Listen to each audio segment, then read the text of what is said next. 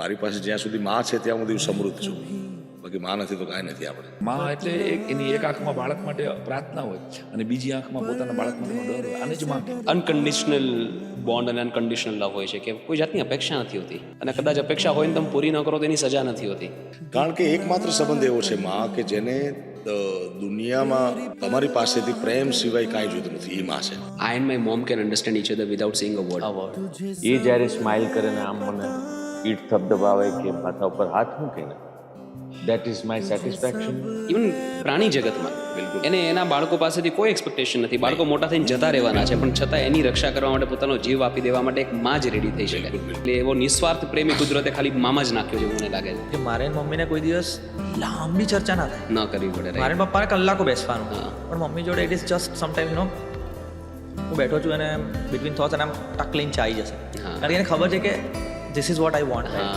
અને પછી બેઠી છે, હું બેઠો છું, જસ્ટ સમથિંગ મેજિકલ. આપણા સપના જ એના સપના હોય, એમના પોતાના કંઈ નહીં હોય, પણ as you sad that now you are giving them dreams કે હું આ કરીશ, હું મારું ઘર આવું બનાવીશ.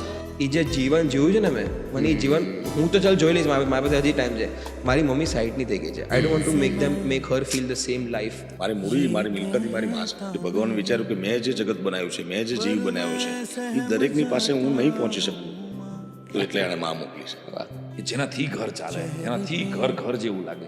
બાકી 5 સ્ટાર હોટલમાં આનાથી મોટા રૂમ હોય છે, પણ ઘર જેવું સુકૂન નથી હોતું. દિલ હી દિલ મેં ઘબરાતા હું માँ,